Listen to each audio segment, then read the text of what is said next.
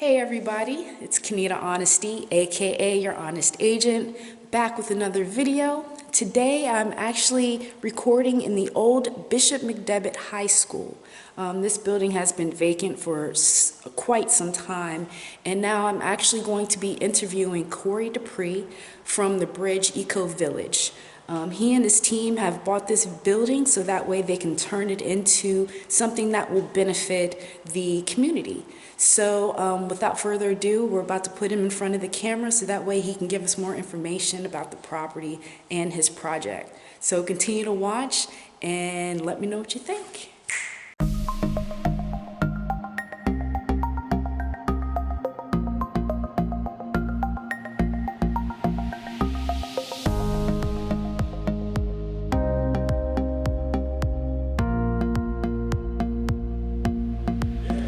So I am Corey Dupre. I am a Cambridge, Massachusetts native. Moved out to Central PA by way of the Milton Hershey School. I moved here when I was 15 years old. My grandmother gave me the choice to either go that route or to go the route of a military academy in Connecticut, I believe. And I mean, the sweetest place on earth didn't sound too bad after that. But just to go ahead and kind of talk a little bit more, after I graduated from Milton Hershey, I then moved on to Penn State University. And I have two beautiful children. My daughter is 9, Mariah, and my son is 6, little Corey. And I worked for Hershey for a bit, Hershey Entertainment Resorts to be specific. Gary Gilliam, who's the CEO of the Bridge, I am the Chief Operations Officer, so the COO of the Bridge. Gary reached out to me in March of 2019, and that was when Nipsey was killed. And we just talked about how many of our classmates kind of went by the wayside, for lack of better words, just due to lack of resources after we graduated from Milton Hershey School. If you don't know about Milton Hershey School, it's essentially for children of single-family households, essentially those who live below the poverty threshold. And you go there, you get education, you have everything provided to you, which falls in line with our motto of work, eat, live, learn, and play. That's what Mr. Hershey built the town for. It's somewhere where you can do all of those things. So you can work, there's the Hershey entities, you can eat, the restaurants, you can live, obviously housing, and then there's hotels that he built actually in the middle of the late 1930s, which was during the Great Depression, so he provided jobs for the community. And then play. Obviously, we know there's Hershey Park and other resources in the Hershey community, but all those things are encompassed around the Milton Hershey School. So Gary reached out to me and was just like, hey, I think that we can kind of hammer out some things as it relates to starting with co-working space, because when we graduated from Milton Hershey School, while we're in school, we actually had to be nationally certified in one thing. So me personally, like in my trade, I was in culinary arts. So I actually got my ServSafe certification, I want to say my junior year in high school. Gary got graphic arts, the video, there's carpentry certifications, drafting. So all these different things allow for us to really learn and understand how to monetize with our two hands. So sat down, came up with a game plan, had conversations with our attorney, and brought on other members of our team as we began to hammer things out. He's currently in Seattle. I'm here in Harrisburg, PA.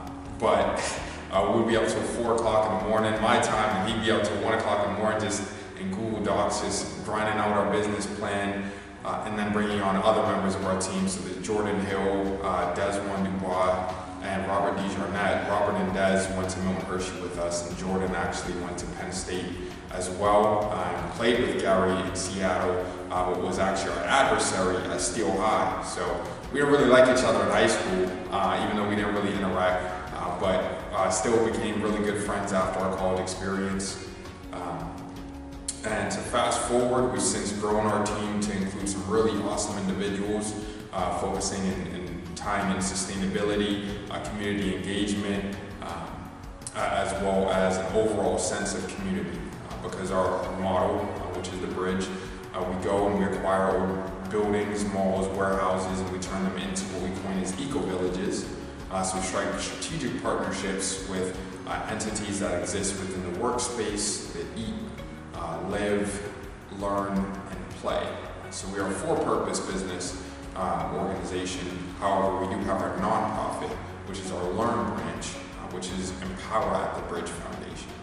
So I know that was a mouthful, but that's a little bit about myself and just a quick synopsis of who we are and what we're doing.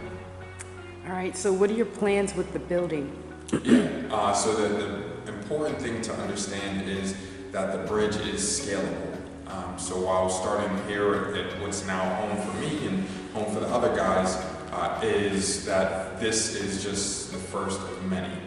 So this is going to be providing co-working space, as well as incubator space, maker shift space, as well as looking to go ahead and include information as it relates, or access as it relates to podcast studios, photography spaces. Those are all things that the community has actually asked for.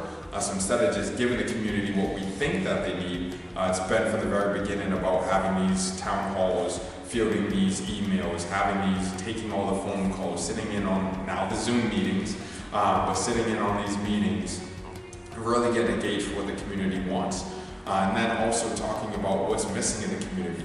So that's the work branch. The eat branch is actually going to be attacking the food desert that we know is Harrisburg. The only grocery store is actually what's located up the street in Allison Hill. That's within the city limits. I mean, there's Save a Lot uptown. There's the big warehouse right around the corner. A lot of bodegas, a lot of corner stores, Dollar Generals. However, none of those really provide equitable access to fresh fruits and vegetables at the very base level. When you tell people that you're in a food desert, people are like, no, I got food. We have tons of food. I have Popeyes down the street. We have the corner stores. That's slowly killing us. That's why within our community, marginalized communities, you hear that black and brown people are at high risk for high blood pressure, high cholesterol, diabetes, strokes, all these different things because of our intake.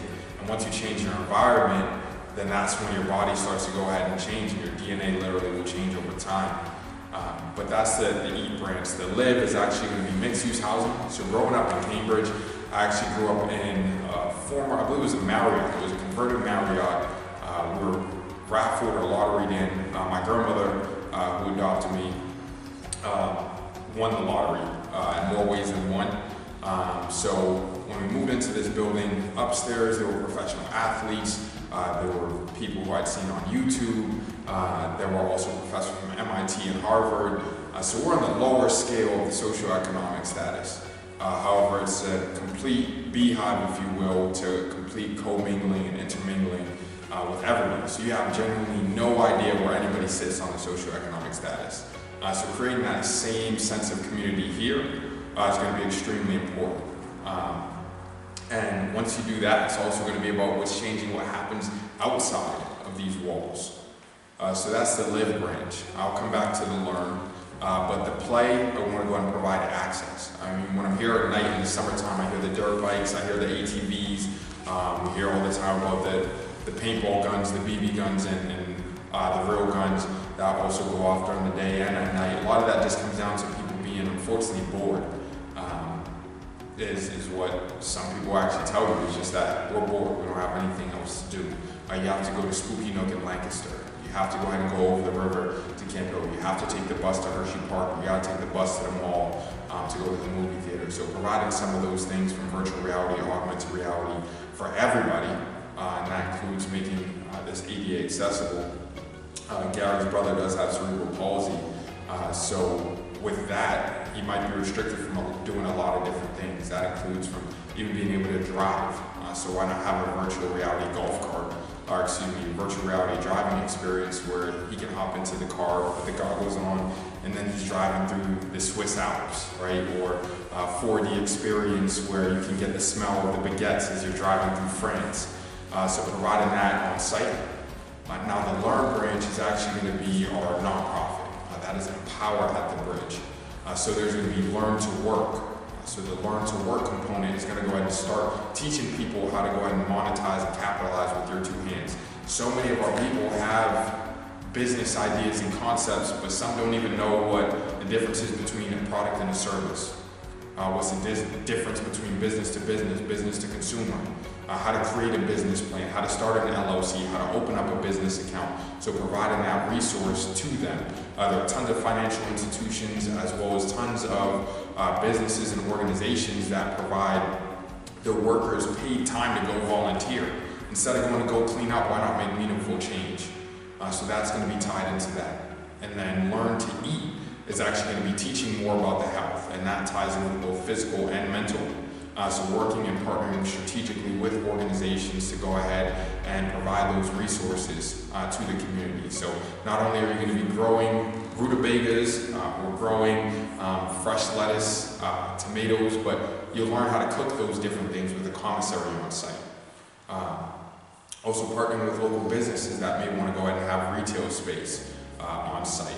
And now the learn to live, we see that there are tons of row homes. As you can see, there's a huge change coming up Market Street. So you can see all the row homes, right? So of Allison Hill, 25% of those homes are vacant. And less than 20% of those homes are actually owned. So there's a huge amount that's actually rented. But there's also a ton that's pretty much out there for the taking. So teaching people how to go ahead and leverage an FHA loan. You don't need the 20% down. You can go ahead and put down 3.5%, get your credit score up, and you would then go ahead and capitalize by buying your first home. And once you get that, you can go ahead and step into the space of buying a multi-family home and getting a passive income. And then the learn to play is actually going to be tying back in with some of the mental health, but also tying with some of the physical health. So partnering with neighborhood and community organizations, we'll go ahead and tie into that learn to play. So that encompasses what the bridge is. Like I said, it's site specific to Harrisburg, but even Uptown's going to need something completely different than what Allison Hill needs. So imagine going out into Philly, what North Philly's going to need something completely different than South Philly or our West. And then same thing with Houston, same thing with LA. So wherever you're at, that's why it's a replicable model. And it's just a concept that every community has an input on. Do you have a timeline? Yeah, so with the timeline, once construction is able to begin, looking at 18 to 24 months. Now, as we know, we're in strange times with COVID, so that's why we just put this stamp on the beginning of construction. Now, with that being said, we're looking to go ahead and begin the construction early to mid-spring with an 18 to 24 month clock beginning at that point. So what businesses have you partnered with so far? So in terms of businesses, it really comes down to organizations because it's important to understand that when you partner with a business, you might be, I want to say, putting yourself into a niche. But when you partner with an organization, that in turn changes everything. So for our Live branch, the best way to kind of think about the bridge is sometimes I want to say a mall with different occupants, right, encompassing this community. So our Live branch is going to be run by Live, which is L-I-I-V. They actually are within the tech space, but it's a really cool subscription style model. So as we're moving into these COVID times, think, all right, well, I don't want to be in Harrisburg, or I don't want to be in Harrisburg for more than 3 months. That's how long my contract's going to have me here. So you can actually live with a 30-day minimum on site at a bridge location, and it's subscription style living. So it'll go ahead and include the bills, it'll include entertainment, it'll include discounted services on site. So that's like our Live partnership. Also proximity. Proximity is going to be the network that will be operating our co-working space, and they actually operate out of over 600 spaces around the world. And there's also going to be vertical farming components, to which we'll go ahead and unveil that partnership at a later point in time. So these are just all strategic partnerships. Locally, we've sat in on local food, local places, which is a community workshop. I know the Tri-County Community Action. Also work closely with Carl Singleton and his organization that spans across from Pittsburgh to Philadelphia, the Central PA Diversity Coalition. There's also Orange for Owen, which is Owen Brzezinski was actually killed right in front of the school. He was hit by a distracted driver. His dad is actually Gary and I's football coach at Milton Hershey School. So that's something that we hold near and dear to our hearts. So we're going to go ahead and partner with Orange for Owen.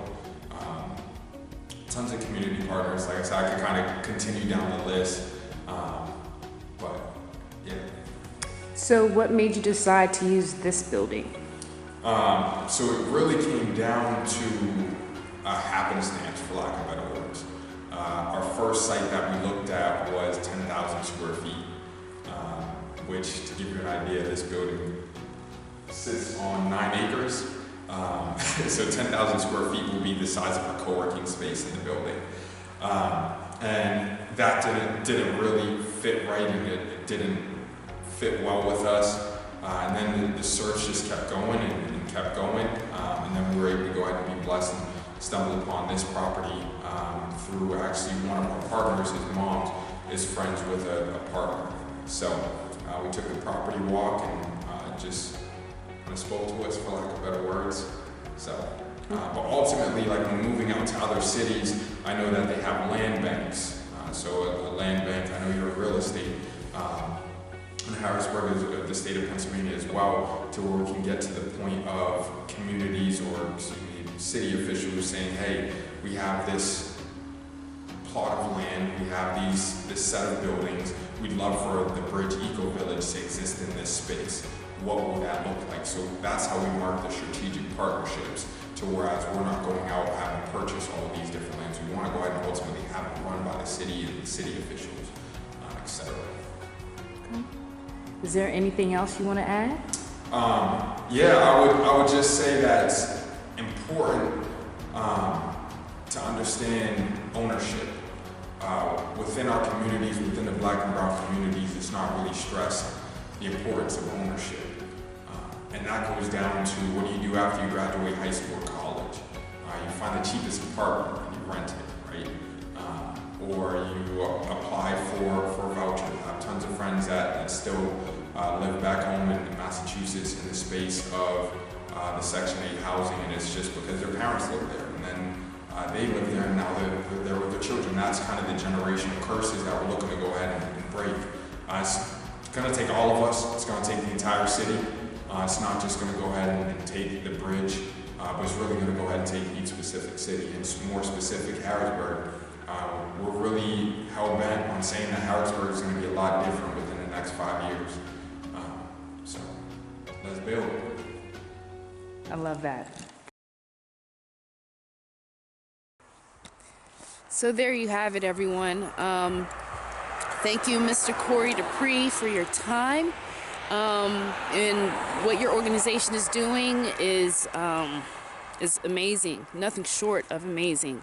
And you know, if there's anything that you need from me, you know, feel free to reach out. You have my number. I would definitely love to volunteer and help in any way that I can.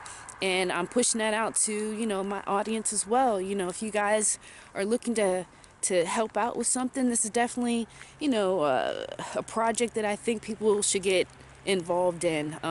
It's a big undertaking. I mean, look at the building behind me, you know. Good grief, they're gonna need all the help that they can get. So if you are free, you know, feel free to reach out to the I'm sorry guys, I'm cold.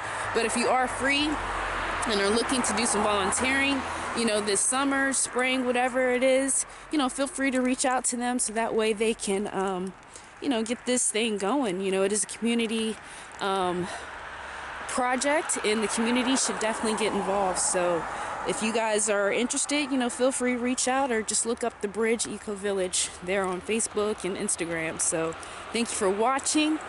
Stay warm and have a good holiday, guys. Peace out.